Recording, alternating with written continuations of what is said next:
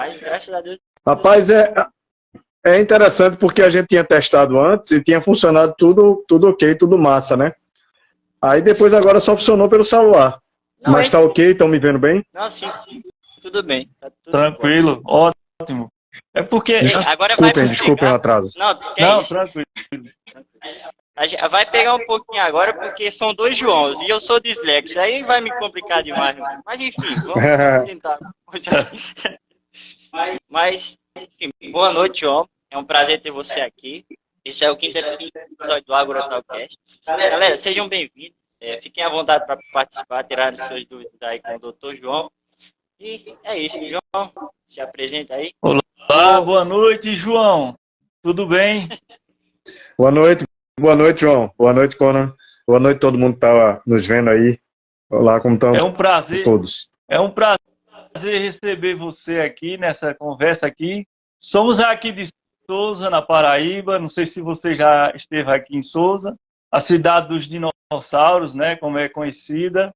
E é um prazer poder conversar com você, entender mais sobre o design inteligente e também sobre cosmologia, né? E é uma honra te receber. E eu queria aqui permissão para te fazer uma pergunta, porque quando eu encontro um xará, eu sempre faço essa pergunta. O teu nome, João, foi por causa de John Lennon ou por causa da música de Belchior? Saia do meu caminho. Foi por causa do Papa. O João Paulo II, ele esteve aqui no Brasil em 1981, que foi o ano que eu nasci. Aí colocaram o nome de João Paulo. Eu gosto bastante, né? Você sabe o que quer dizer João, né? Sim, sim. Tá, quem não conhece, João quer dizer aquele que Deus favorece ou aquele com quem Deus concorda, né? Eu acho bem legal, eu acho o nome assim forte. Eu gosto de João. Bonito. Também do meu. Agora, falou em nome, nem me pergunte a origem do meu, tá? Que é mais complicado. É Conan, né? Conan. Que nome forte. Aí eu vou explicar a origem do meu, é por causa que meu pai é fã do Arnold Schwarzenegger. Então, aquele filme é massa mesmo, pô. Aquele filme é o bicho, pô. É muito top, muito top. Aí, mas, doutor João, mas o meu pai é meio bravo comigo, porque eu sou mais fã do Stallone, sabe? Então ele fica bravo comigo. Eu tinha tudo pra ser mais fã do Schwarzenegger. Faz sentido. Do Stallone. Mas enfim, boa noite, vamos dar início ao papo. Primeiro dizer que é uma honra, um prazer ter você aqui, cara. Prazer mesmo. Eu venho te acompanhando desde o debate lá, quando você apareceu na mídia lá, eu venho te acompanhando. Dizer que para mim é uma realização pessoal, tá? Como eu falei pro Dr. Marcos também, tinha muita vontade de entrevistar você. E graças a Deus hoje estamos aqui, né? Glória a Deus. Que massa, que massa. João, quer começar fazendo alguma pergunta ou alguma dúvida? Sim, a minha primeira pergunta que eu gostaria de fazer, João, quando ele começou sei lá, indagar a questão da teoria de Darwin, né? Quando ele começou a indagar essa teoria e viu que o design inteligente ele era mais, vamos dizer assim, mais concebível do que a teoria da evolução. Pois é, João, eu ainda não estou muito acostumado com esse negócio de entrevista. Aí a gente esquece, às vezes, de se apresentar, né? Eu sou cientista social de formação, sou mestre em ciências pela religião, e se Deus quiser, daqui a um mês, serei doutor em ciências pela religião, entregando minha tese. Estou trabalhando, assim, insanamente, assim, de uma forma absurda. E já estou venho estudando o design inteligente, venho estudando a teoria do design inteligente e tudo que tem relação com ela há cerca de 10 anos, eu acho que mais, acho que 10 a 12 anos. E começou com um amigo ateu, uma discussão com um amigo ateu, e aí eu perguntei quais eram os elementos que tinham para afirmar que não era necessário ter uma mente, ou ter um pensador, ou ter algum criador no início para a vida. E eu achava realmente que eles tinham uma resposta, que já existia essa resposta, que isso existia, entendeu? Que essa resposta a ciência já tinha dado, porque era o que a mídia me vendia. Então, muita gente, por exemplo, acredita que essa resposta para a origem da vida, ela já está dada. Que a ciência está assim, a um passinho, uma besteirinha de nada de descobrir como é que a vida surgiu por acaso. E isso é falta de conhecimento, que eu tinha também na época. Aí, na discussão com esse amigo ateu, eu falei alguma coisa que ele disse assim, você está parecendo com o Adalto Lourenço. Adalto Lourenço é uma das referências do criacionismo no Brasil, né? É um professor de física, é um físico mesmo, ele trabalha com física lá nos Estados Unidos, um mestre, é um cara que assim, tem um talento especial para ensinar uma didática, uma paciência, uma calma. E aí eu nem conhecia o Adalto, né? Eu nunca tinha nem ouvido falar do Adalto Lourenço. E aí ele me mandou o vídeo do Adalto Lourenço, e eu tive a reação que provavelmente 99% das pessoas têm quando ela escuta falar que a teoria da evolução não aconteceu, né? Eu pensei logo, oxe, que cara maluco, porque o que eu estava questionando a esse amigo ateu era a origem da vida, né? Eu imaginava que, assim, para a origem da vida era uma coisa mais complexa, e é muito mais até do que eu imaginava na época. E ele me mandou esse vídeo do Adalto, ele falando da teoria da evolução, de que a teoria da evolução não aconteceu, de que existe uma série de elementos. E aí ele foi mostrando primeiro os fósseis, mostrando, por exemplo, que não existem fósseis de transição. E como eu falei antes, eu tive a mesma reação que a grande maioria tem, que é imaginar que o Adalto é maluco. Que nada, que isso aí é a teoria da evolução. Negócio que a gente aprende desde pequenininho, que está super consolidado. Então eu imaginava que aquilo não fazia sentido. Mas como eu gosto de ver argumentos, né, e pensar sobre eles, quando eu comecei a ver os argumentos do Adalto, uma coisa que me impressionou foi o seguinte, eu pensei assim, caramba, esse Adalto Lourenço aí, esse cara, se eu tivesse que debater com ele, defendendo a teoria da evolução, eu ia tomar uma sova desse cara aí. Esse cara entende muito mais do que eu entendo de teoria da evolução e está dizendo que ela não aconteceu. Então isso mexeu muito comigo, entendeu? Aí eu comecei a ver mais vídeos do Adalto, mais vídeos do Adalto, e daqui a pouco eu conheci o professor Eberlin também, algumas coisas que o professor Eberlin falava, e isso foi me despertando. E eu me lembro que na época eu estava trabalhando de pedreiro, né? Sério? Estava trabalhando de pedreiro, e aí eu trabalhava na obra, e estava trabalhando de pedreiro, estava trabalhando de pesquisador num centro chamado Fiocruz, aqui na Universidade Federal de Pernambuco. Aí os pedreiros chegavam na obra, e eu chegava na obra 8 horas da manhã, e trabalhava até 4 horas da tarde. Aí saía do serviço de pedreiro, e tomava um banho, trocava de roupa, e ia para o trabalho lá na Fiocruz, que era de pesquisador. Lá eu estava trabalhando como um pesquisador para uma pesquisa para a União Europeia, né? Aí trabalhava até 10, 11 horas da noite. Aí chegava em casa 11 horas, 11h30, quando saía de lá do laboratório, e ficava estudando até 3 horas da manhã, cara. Ficava estudando até 3 horas da manhã. Assim, eu sempre fui muito noturno nesse sentido de estudar, de produzir. E só ia dormir assim, exausto. E vendo os vídeos, estudando, aí comecei a baixar artigo, comecei a catalogar muita coisa. Porque uma coisa importante para quem está começando agora nos estudos de... Seja qual for, eu não digo nem só os estudos de design inteligente, é saber catalogar aquelas informações que você achou e que são importantes para você. Na medida que você aprende a catalogar essas informações, você começa a ter um arsenal na sua mão. Você não precisa ter só que se lembrar da sua cabeça. Você pega um arquivo de Word e vai separando ele tudinho. Olha, o que eu vejo de interessante em genética, o que eu vejo de interessante em paleontologia, o que eu vi de interessante em física, em cosmologia, tá entendendo? E aquilo vai montando um quebra-cabeça na tua cosmovisão. Enfim, aí estudava. Quando finalmente eu me convenci que a teoria da evolução não aconteceu, porque eu também não aceitei de cara. Quando eu entendi por que é que ela não aconteceu, quais eram as provas que refutavam ela, quais as provas que não existiam que ela tinha acontecido, que não embasavam ela,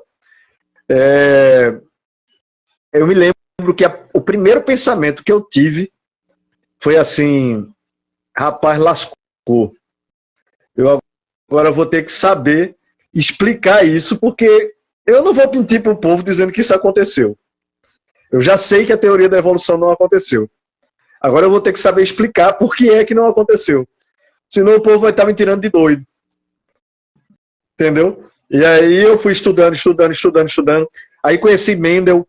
Aí quando eu conheci Mendel, que eu conheci o que Mendel estava falando no artigo que ele descobre as leis da genética, eu compreendi melhor por que é que ele se posicionou contra a teoria da evolução. E uma série de coisas, cara. Aí foi desdobrando. Agora, sabe que teve uma coisa agora que, João, tu me perguntou isso. Teve uma coisa interessante. Outro dia, um desses ateus aí que ficam de stalkers na minha vida, né? Vieram hater aqui, que ficam me perseguindo. Eu acho bom sinal.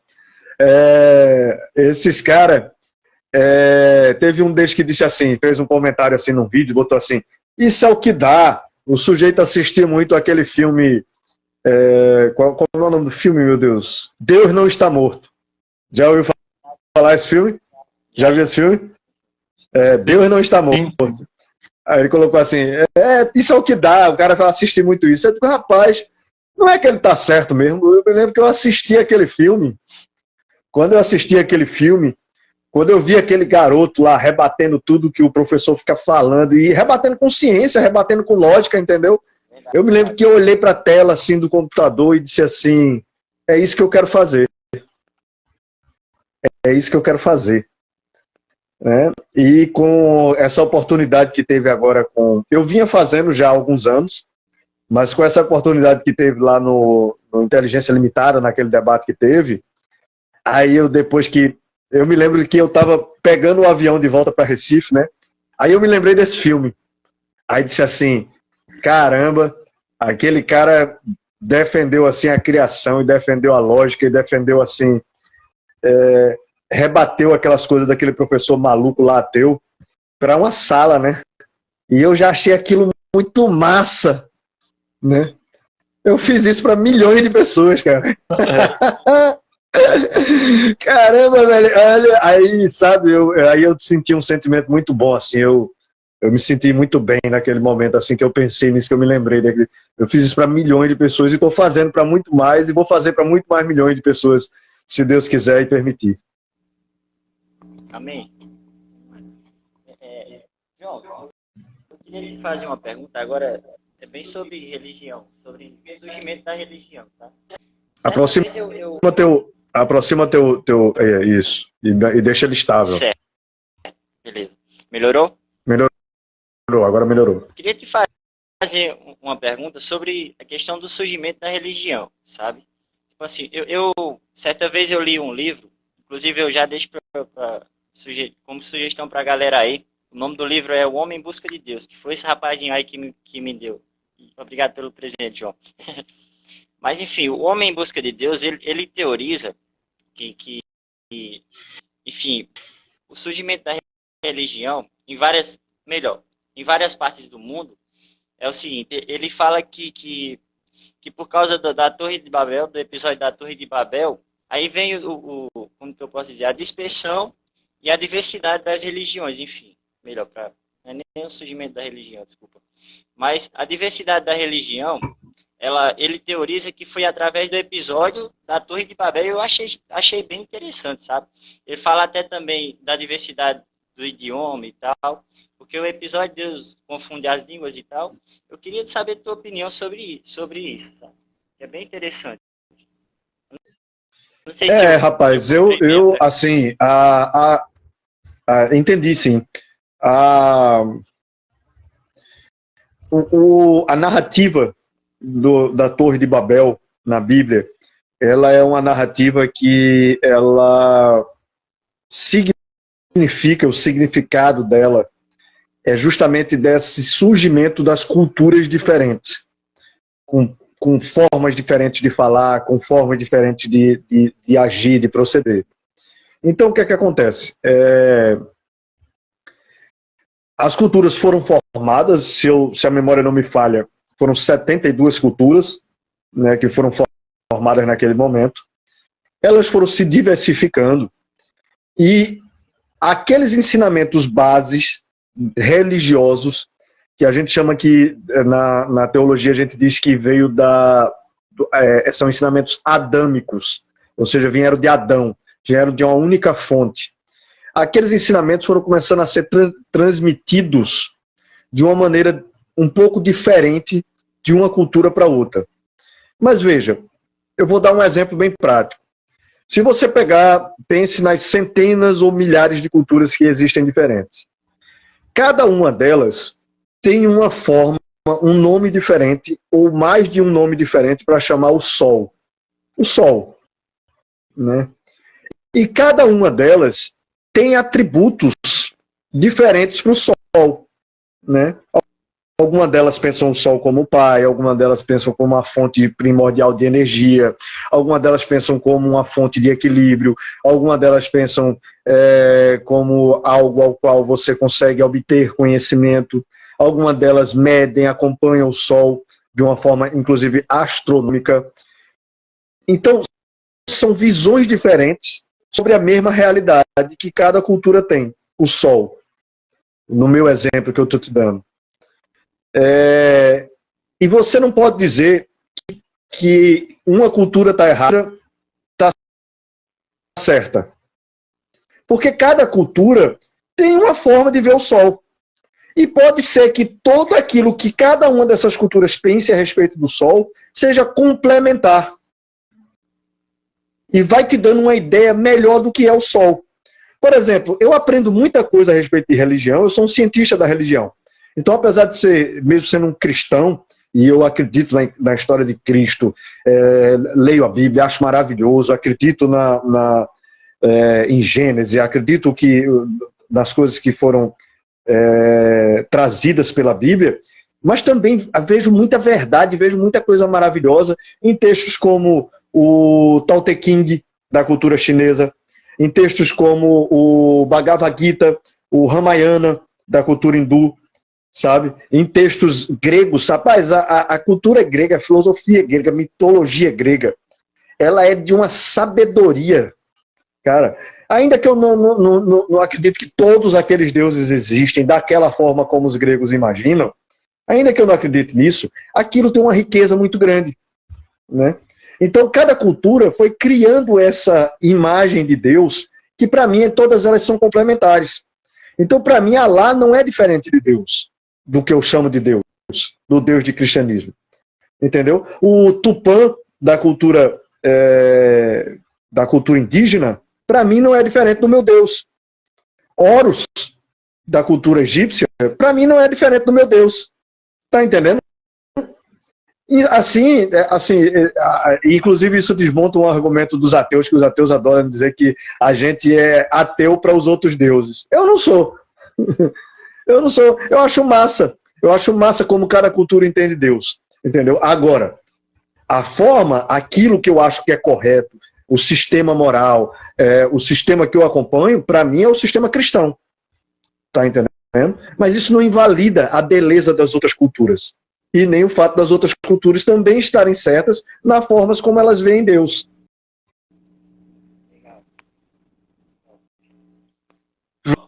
João, eu queria fazer uma pergunta sobre a questão das lacunas.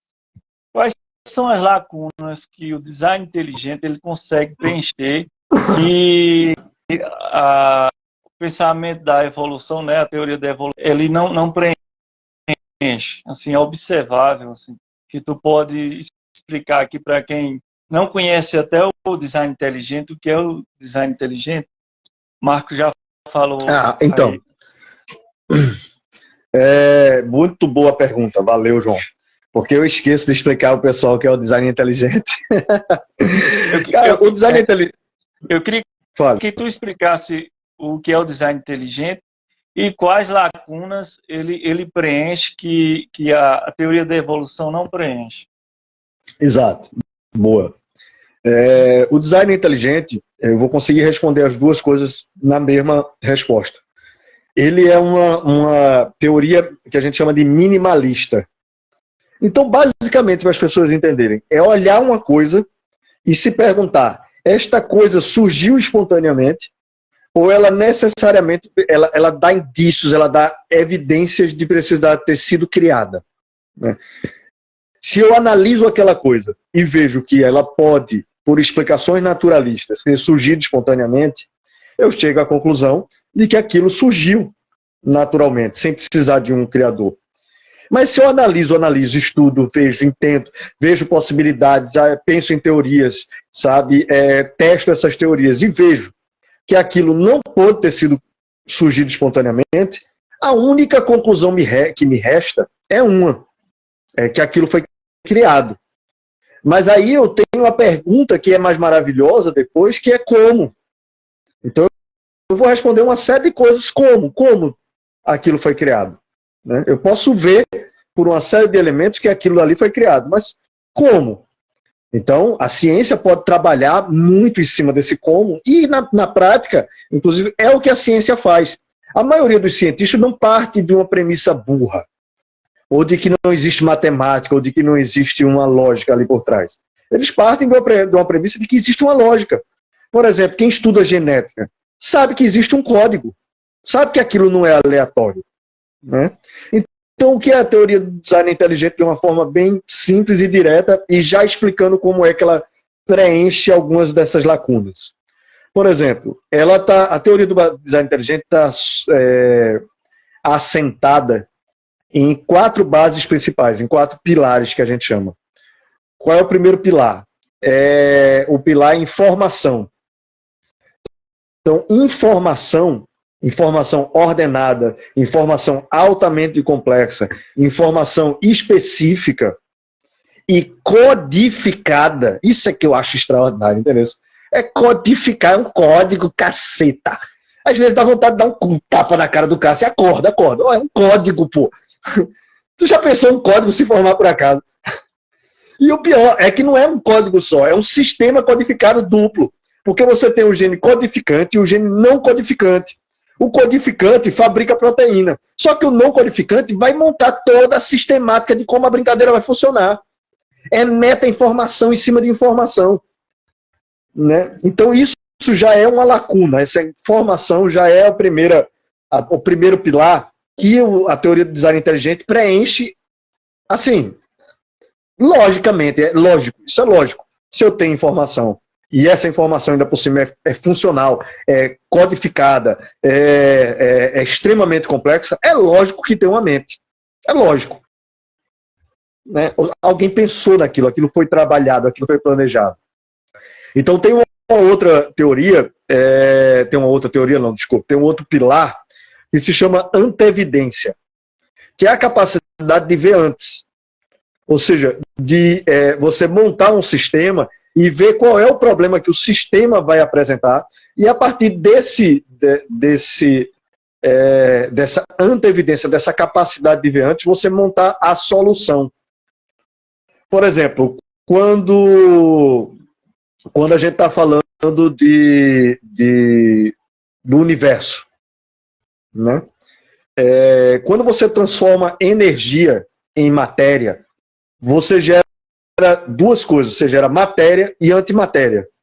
É como se fosse duas formas que se manifestam ao mesmo tempo, que se anulam, né?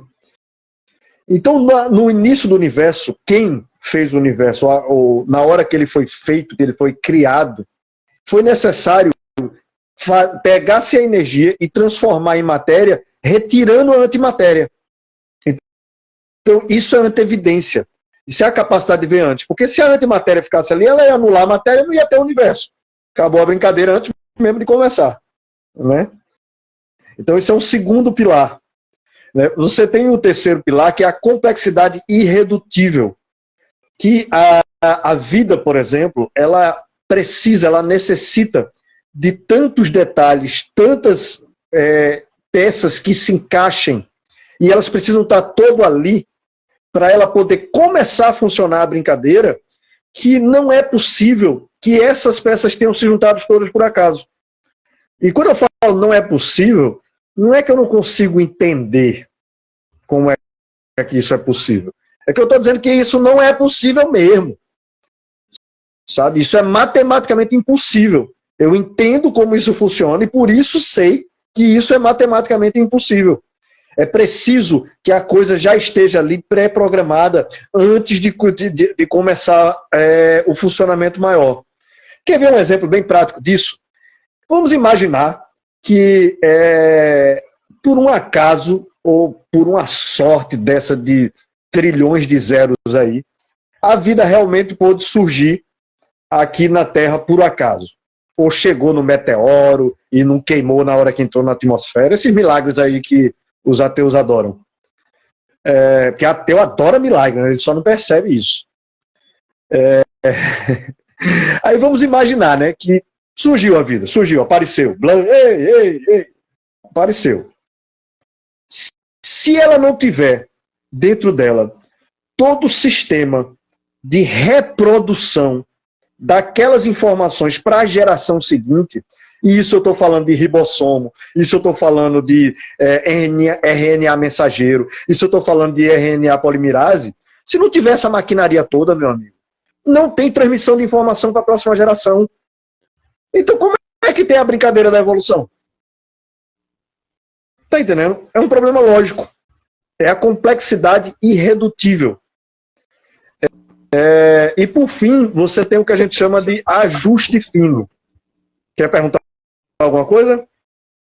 Não, tudo bem. Pode terminar a explicação.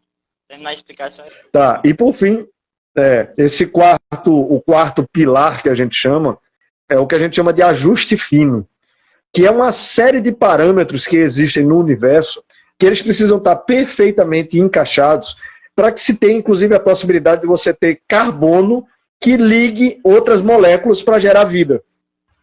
Né? E assim, essas possibilidades não são um joguete, uma possibilidade, uma coisa que seja possível de, em algum momento, ter sido se encaixado. A gente está falando de um nível de precisão de 26 parâmetros que poderiam dar trilhões de possibilidades cada um. Só que eles estão na possibilidade certa, cada um dos 26 somando entre eles. É como se imagine que você vai, a vida seja um aparelho de celular que você quer conectar numa rede Wi-Fi. Né? Só que essa rede Wi-Fi tu vai ter que adivinhar qual é a senha. Né? Só que tu não vai ter que adivinhar qual é a senha. Primeiro que essa senha tem no mínimo uns 99 dígitos. E tu não vai ter que adivinhar isso só uma vez. Tu vai ter que adivinhar isso assim milhões de vezes. Agora vamos pensar só nos parâmetros. Tu vai ter que adivinhar pelo menos essa senha 26 vezes seguidas sem errar nenhuma vez. Com trilhões de possibilidades em cada uma delas. Então, quando você pensa na matemática, na probabilidade real disso acontecer, isso é zero. A probabilidade da vida ter surgido por acaso é zero. A probabilidade de um universo tão perfeitamente encaixado, que ainda é matematicamente estruturado, ter acontecido é zero. Não tem probabilidade nenhuma. As pessoas acreditam que isso é possível por uma questão de cosmovisão, porque elas querem acreditar. Mas isso é uma visão anticientífica. João, agora mais uma pergunta sobre o design inteligente. A teoria do design inteligente, ele afirma quem é o design inteligente ou ele joga para você tirar suas conclusões teológicas e filosóficas? Não, cara, não, a gente não afirma assim, e não tem como afirmar. Foge ao escopo da ciência, ou seja, daquilo que a gente pode analisar. Isso, inclusive, é uma saída filosófica que muitos ateus utilizam. Perceba, quando vocês estiverem discutindo com os ateus, ou com algum ateu, ou com algum naturalista, é tanto nome, né? Quando vocês estiverem discutindo com um descrente da criação, percebam que ele vai sempre tentar jogar a problemática para essa questão de quem é Deus, quem criou Deus, e esse Deus é mais complexo ou não é menos complexo? Tá entendendo? Ele sempre vai querer fazer isso. Mas a real é que não é isso que a ciência investiga. A gente está vendo a matéria. Tem uns Oi? mais, interromper, João. Tem uns mais chatos que falam, eu nunca vi Deus. Oxe, que bicho Pior argumento besta, eu vejo possível. todo dia. Eu vejo todo dia, meu amigo. A questão é saber enxergar. A questão é saber enxergar. Agora, tem uns bonitão que é uma onda, né, cara? Tem uns bonitão assim, basta Deus aparecer pra mim.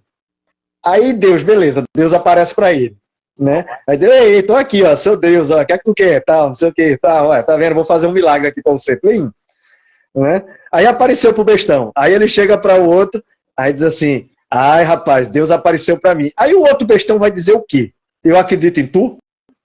Não, ele vai dizer assim, eu só vou acreditar se Deus aparecer pra mim também.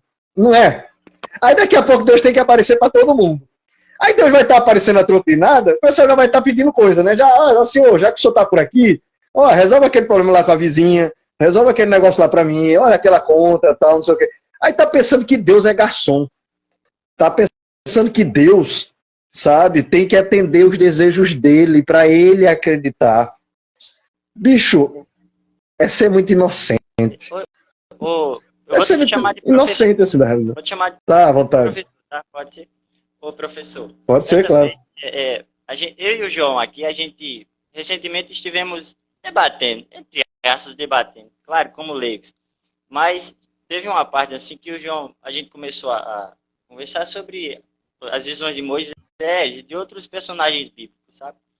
E o João falou o seguinte, para a gente, com hipótese, supondo, claro, mas o João supôs que Moisés poderia estar, sei lá, lesando, ou sei lá, em alguma espécie de como que fala? Usando algo químico aí, enfim.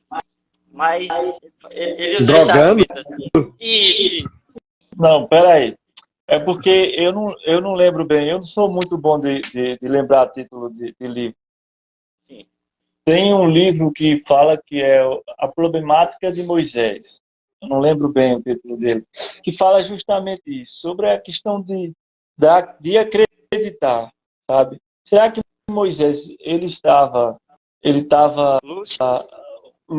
usando o subconsciente dele e pela necessidade dele acreditar que aquilo era real, ele criou tudo aquilo ou a verdade mesmo é que ele falou com Deus? Eu não lembro bem o título do livro, ele faz essa indagação, sabe? Sou muito bom lembrar essas questões. E assim, eu entendi, cara. Sim, falo. E a gente estava conversando sobre a possibilidade de alguém, vamos falar normal, de ser um personagem bíblico. A gente tem a mesma visão de Moisés, sabe? Falando assim, após o abrimento do mar vermelho, aqueles acontecimentos. E falando com as pessoas não mais têm a mesma visão de Moisés. Teu áudio tá... Sim. Eu entendi a pergunta lá a respeito de Moisés, cara. É o seguinte, quando a gente cresce com essa visão naturalista de que tudo é muito devagarinho, aí apareceu uma poeirinha, sabe? Essa conversa fiada de que a gente é poeira de estrela. A gente cresce escutando isso, de que as coisas levam bilhões de anos para ser feita, sabe? Que tudo é muito, muito devagar, muito graduativo. A gente fica imaginando que tudo é muito físico, tudo é muito explicável, tudo é muito humano, vamos dizer assim. Mas quando você descobre que não, que esses bilhões de anos que as pessoas pensam que a Terra tem não existe, que a vida, cada família genética, ela precisou ser criada separadamente, né? Então você teve casais de homens, você teve casais de felinos, você teve casais de caninos, foram criados separadamente. Então você vê literalmente a ação de um criador trazendo as coisas à realidade. Então acreditar que esse criador, você percebendo a realidade à nossa volta, como ela é extraordinária. Você olhar uma galáxia, você olhar o Sol, você olhar a vida, você olhar a natureza, cara. Tem flores, tem plantas, coisas extraordinárias. Os animais, tem animais assim que são encantadores. Um felino, eu acho um animal extraordinário, por exemplo, sabe? Você olhar essas coisas e saber que aquilo foi criado. Não é que você acha, não é que você imagina. Com a teoria do design inteligente, que você consegue identificar essas coisas que a gente identifica, você sabe que foi criado. Você sabe que foi criado. Então, você sabe, então, que se foi criado, existe um criador. Né? Então, imaginar que esse criador ainda está presente na vida, que ele é capaz de conversar com homens, sabe? E mulheres também, sabe? E tem relatos. Ele é capaz de realizar milagres, ou seja, quebrar leis físicas, quebrar leis biológicas para trazer alguma outra coisa que é necessário trazer. Quando você tem essa ideia de que as coisas foram criadas, se você tem essa visão, não é tão difícil imaginar que Moisés conversou com Deus. Muito pelo contrário. Né? O que aconteceu daquele povo conseguir sair e conseguir se livrar do jugo dos egípcios é algo tão extraordinário, tão magnífico, que qual é a dificuldade de saber que Moisés conversou com Deus? Assim? Eu acho essa parte até mais fácil de ter conversado com Deus, sabe? E olha, não é só a Bíblia que relata esse acontecimento da saída dos judeus. Inclusive existem papiros egípcios de milhares de anos retratando essa saída desses judeus de lá e despojando, inclusive, o povo egípcio, pegando o seu ouro, né, falando de maldições. Não é só na Bíblia. Isso está em papiros egípcios. Né? Então a pessoa não quer acreditar? Beleza, meu amigo. Agora sim, base histórica, base filosófica e base científica para acreditar, nós temos.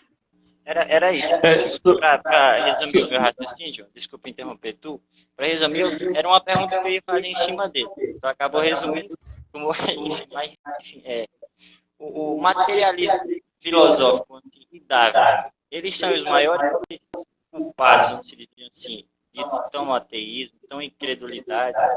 Não sabe a sua opinião. Deixa eu ver se eu entendi. Tu perguntou se o materialismo filosófico... E Darwin, questão do evolucionismo. Darwin. Isso, exato. Eles foram maior culpados, vamos dizer assim, de tanta incredulidade, tanto ateísmo. Sim.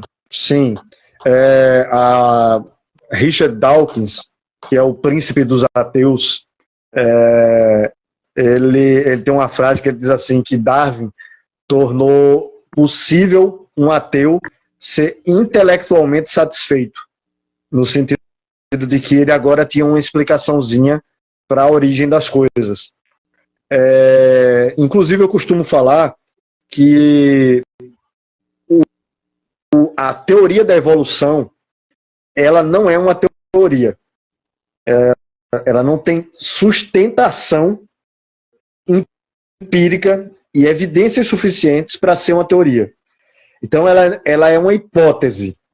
Agora ela é mais do que uma hipótese. Ela se tornou um princípio. Desde o século XIX, eles pegam a evolução e tornaram ela um princípio.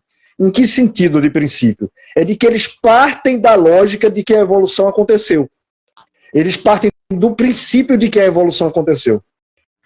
Né? Então, a lógica dessa lógica de bilhões de anos é uma lógica que vem do princípio evolucionista.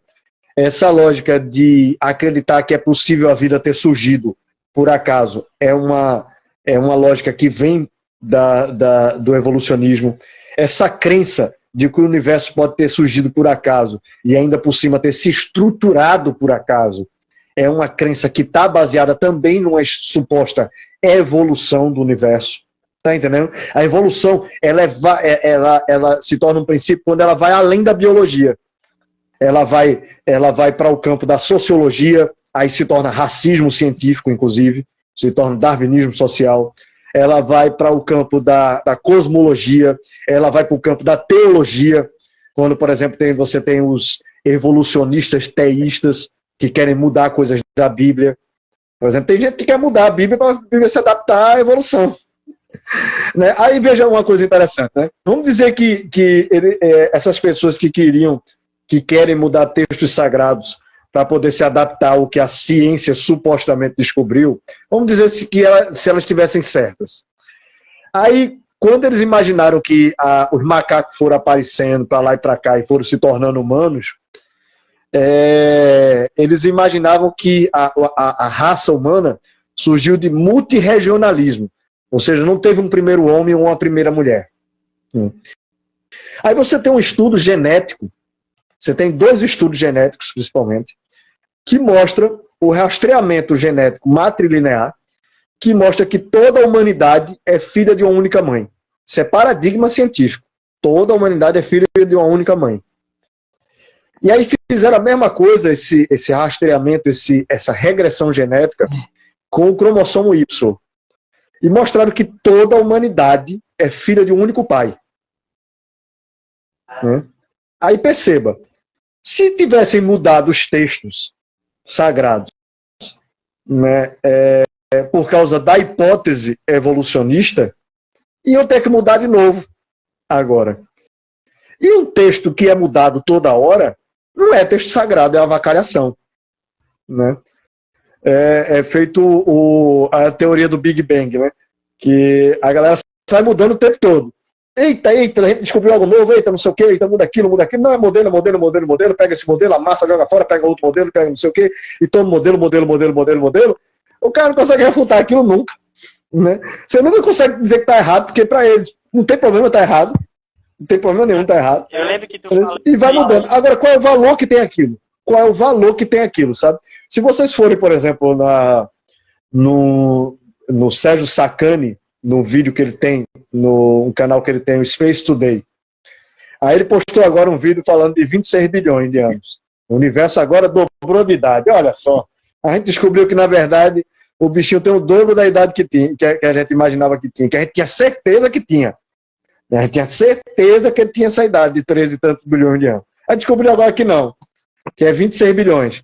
A gente vai fazer até um vídeo amanhã tirando uma onda com isso, mostrando o ridículo disso. Se vocês forem ver os comentários, vão lá no vídeo assim, desse negócio de 26 bilhões de anos. Rapaz, os comentários, 99% dos comentários é chacoteando com ele. É chacoteando com a ciência, é chacoteando com essa avacalhação que virou essas hipóteses completamente infundadas. E o cara chega, esfrega e diz, ó, tá aqui, ó, tá publicado, ó, é ciência, ó. É ciência, ó. Isso não é ciência não, meu amigo, isso é uma crendice maluca, que precisa ser revisada. Precisa ser revisada. Ô, João, eu percebi, vendo a tua participação no Inteligência junto com Sacani, Pirula, né? Eu até comentei com o Conan que a linguagem corporal e a questão do subconsciente fala mais do que qualquer outra coisa, né? Porque... Eita, não, tranquilo. Porque, assim, quando eles falam, não há pressa para dizer que Deus não existe, a gente não tem essa urgência de provar que Deus não existe. Mas o próprio comportamento deles, né? A gente vê as camisas temáticas, né? Vê a forma como eles conversam, né? Isso é linguagem corporal, é a questão também do subconsciente falando mais do que vamos dizer assim, até a própria palavra. Eu queria te perguntar, como tu vê isso, essa questão até de uma certa urgência de provar que o design inteligente está errado, que a questão de um criador está errado e que o naturalismo é o pensamento mais correto sobre a nossa origem. Como tu vê essa urgência? Então, cara, você perceba que eu já conversei com muita gente que é ateu, até porque é o que eu pesquiso, né? Eu sou especialista no sistema de crença dos ateus. O que é que eles acreditam, como é que eles vivem, né? Como se reproduzem, essas coisas. Tô brincando. O ateu. Essa foi boa. O ateu, cara, eu nunca conheci um ateu. Fica rindo aí, né, Conan, da cara dos ateus. Pode rir, pô.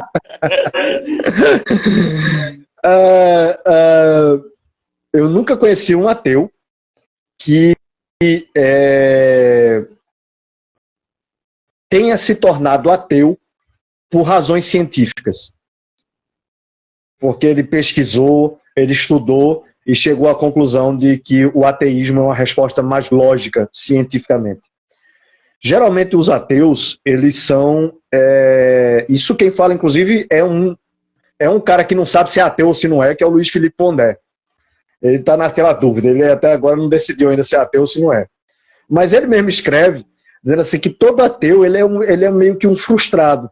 Ele teve algum problemazinho com a freira que é malvada, ou ele brigou com Deus porque o amiguinho dele é mais bonitinho do que ele, ou uma série de coisas, Deus não deu o emprego que ele queria, sabe? Tem gente, rapaz, tem uns ateus reclamão, bicho, que reclama até de coceira com Deus. Tô falando sério. O Gotijo mesmo, que é super famoso aí, que é um ateu famoso, aí ele reclama até de coceira com Deus. Aí ele tá com a coceirazinha aqui. E meu irmão, é cada um. Ó, tá vendo? Deus não existe, eu tenho coceira. Eu digo, irmão. Realmente. Aí o que é que acontece? O cara, é sério, o cara usa esse argumento. Ele usa o argumento do bad designer. Que ou ele era perfeito, bonitão, tudo certinho, não tinha nada, ou Deus não existe. Né? Eu chamo de o argumento do biquinho. Porque ou Deus faz tudo certinho, deixa ele todo bonitão, dá tudo que ele quer, ou ele faz biquinho. Não existe. Agora, João, não quero acreditar em Deus. Aí é o seguinte, pô. Sim. Diga. Interromper. É porque o meu áudio está um pouco atrasado aqui. Mas tem uns assim que são até honestos. O próprio Rodrigo Silva fala que existe ateus honestos com seu ateísmo. A maioria não é. Mas, enfim, tem uns que fazem uns questionamentos assim que até faz sentido. Faz sentido e não faz. Mas são honestos. Mas a questão que é ser honesto. Sim, também tem essa. O que é ser honesto, né? É ele se apegar em qualquer bobagem e negar que Deus existe? Isso é ser honesto? Tá entendendo? Um ateu honesto, ele vai admitir que a vida precisou ser criada. Sim. Um ateu honesto, ele vai admitir que o universo precisou ser criado. Isso é que eu considero honestidade intelectual. Sim. Né? Agora, ele pode honestamente se agarrar em suas crenças. Porque, eu falei, olha, não existe nenhum religioso que tem 1/10 da fé que um ateu tem. Nessa eu assino embaixo, concordo 100%. Ateu é um bicho que tem uma fé, meu amigo. Pode crer. Você não tenha dúvida da fé de um ateu. O ateu acredita em qualquer coisa que não tem o nome de Deus.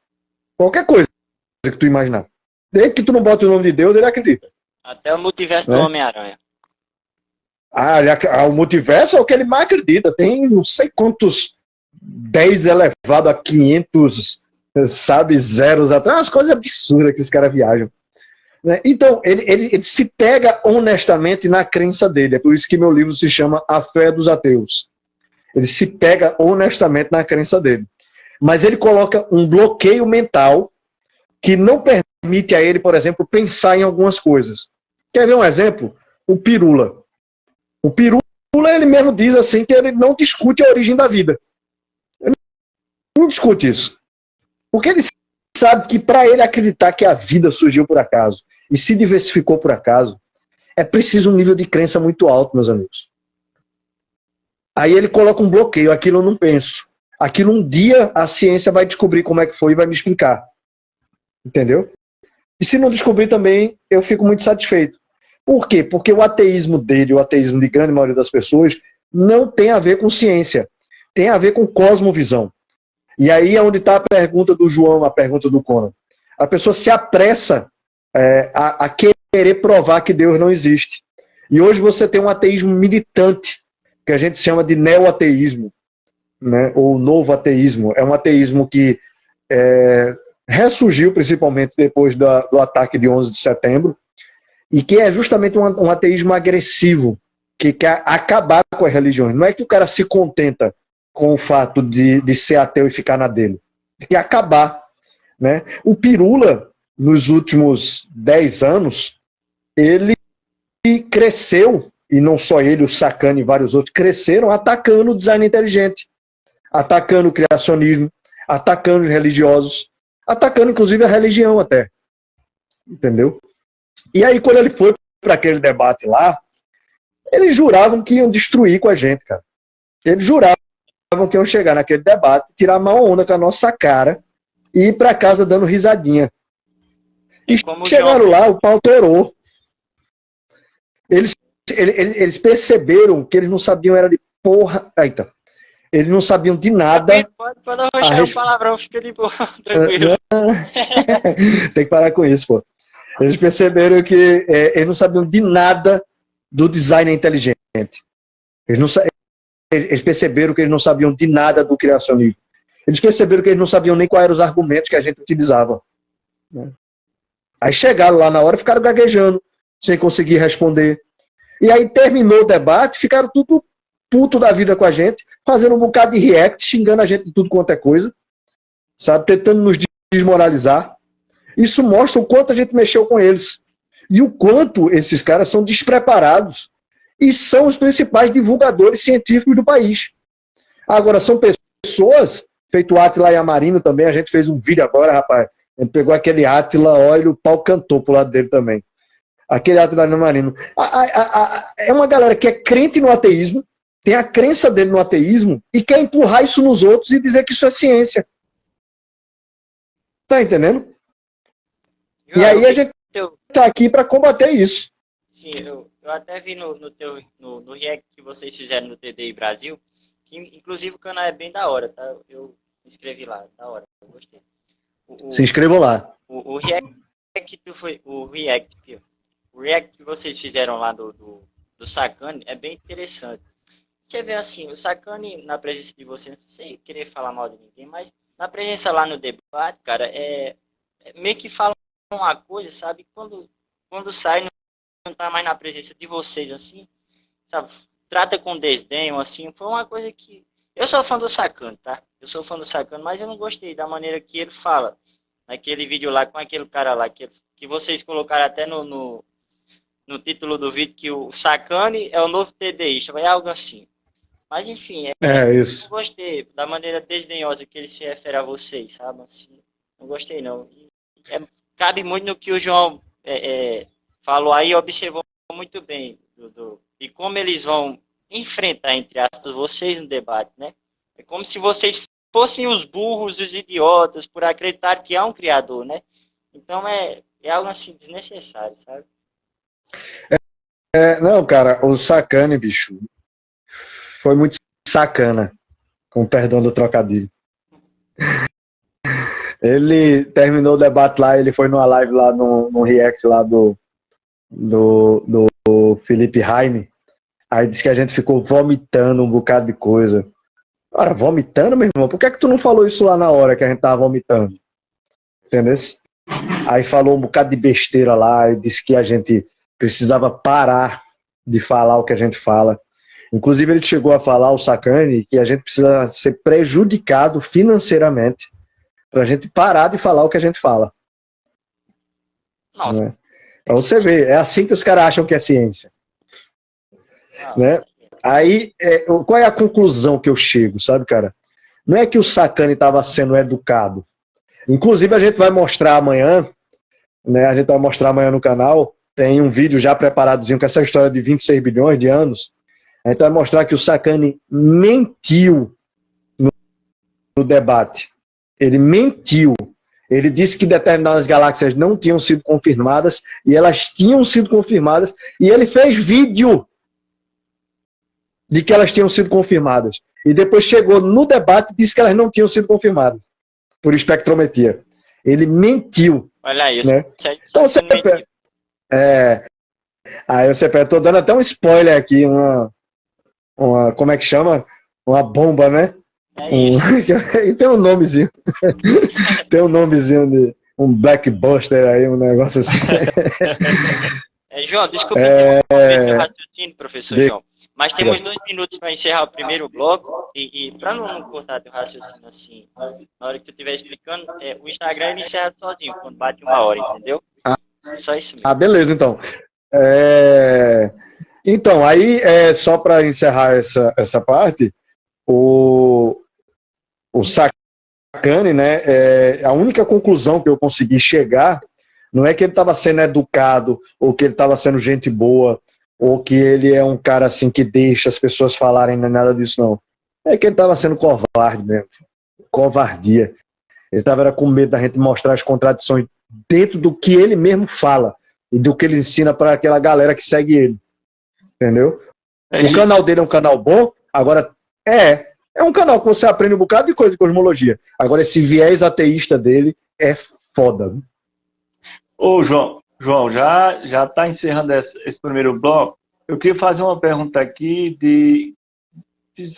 fizeram uma pergunta aqui sobre o canal. Quando é que vai ter um canal do João no YouTube? Vamos ver, velho. Vai ser no segundo semestre, depois que eu entregar a tese, depois que eu der a gente fizer o debate lá, receber o Jaime no nosso programa em agosto, aí eu tenho que preparar uma cama bem bonita para ele deitar, e depois que eu der um pau naquele mané daquele gambiarra, lá em outubro. Aí eu acho que em setembro. Aí eu acho que em outubro, mais ou menos, eu devo estar fazendo um canal. Agora eu vou continuar no canal da TDI, lá oficial, e o pessoal continua nos acompanhando. Tem muita coisa maravilhosa. E não é só eu, não. Tem muita gente massa lá da TDI. Da hora. E galera, vamos encerrando essa parte aqui. Sigam os 3 perfis aí. Daqui a pouco a gente volta com a segunda. Assim que terminar, eu vou começar a segunda. Valeu.